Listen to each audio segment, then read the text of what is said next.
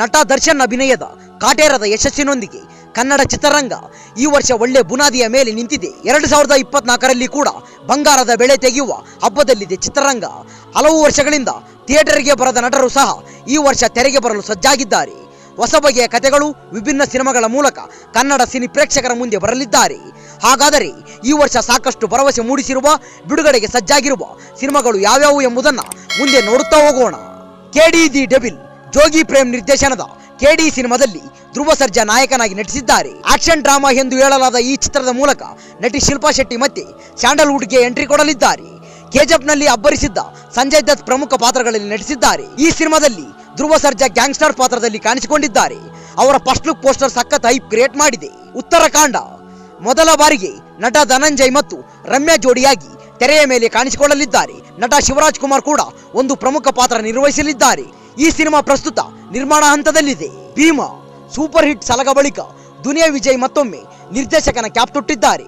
ಭೀಮಾ ಎಂದು ಹೆಸರಿಡಲಾಗಿರುವ ಈ ಸಿನಿಮಾದಲ್ಲಿ ನಾಯಕನಾಗಿ ನಟಿಸುವುದರ ಜೊತೆಗೆ ಆಕ್ಷನ್ ಕಟ್ ಕೂಡ ಹೇಳಲಿದ್ದಾರೆ. ಈ ಸಿನಿಮಾಕ್ಕೆ ಕೃಷ್ಣ ಸಾರ್ಥಕ್ ಮತ್ತು ಜಗದೀಶ್ ಗೌಡ ಬಂಡವಾಳ ಹೂಡಲಿದ್ದಾರೆ. ಚರಣ್ ರಾಜ್ ಸಂಗೀತವಿದೆ. ಸದ್ಯ ಚಿತ್ರದ ಟೀಸರ್ ಮತ್ತು ಹಾಡು ಬಿಡುಗಡೆಯಾಗಿದೆ.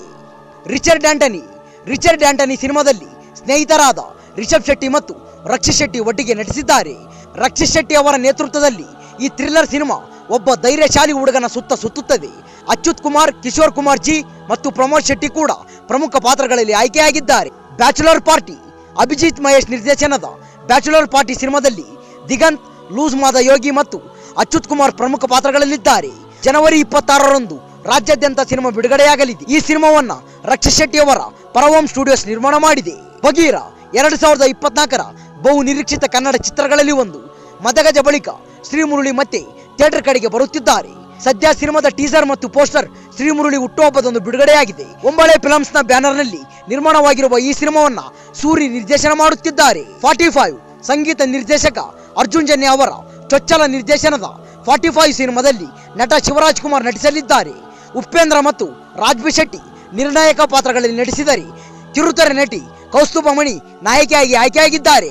ನೆಲ್ಸನ್ ವಿನೋದ್ ಪ್ರಭಾಕರ್ ನಾಯಕನಾಗಿರುವ ನೆಲ್ಸನ್ ಸಿನಿಮಾವನ್ನ ನಿರ್ದೇಶಕ ಅರುಣ್ ಕುಮಾರ್ ನಿರ್ದೇಶಿಸಿದ್ದಾರೆ. ವರದಿಗಳ ಪ್ರಕಾರ ಆಕ್ಷನ್ ಎಂಟರ್ಟೈನರ್ ಜೊತೆಗೆ ಜನಪದ ಅಂಶಗಳನ್ನು ತುಂಬಲಾಗಿದೆ. 60ರಿಂದ 90ರ ದಶಕದವರೆಗೆ ಚಾಮರಾಜನಗರ ಜಿಲ್ಲೆಯಲ್ಲಿ ನಡೆದ ನೈಜ ಕಥೆಯನ್ನ ಆಧರಿಸಿದ ಸಿನಿಮಾವಾಗಿದೆ.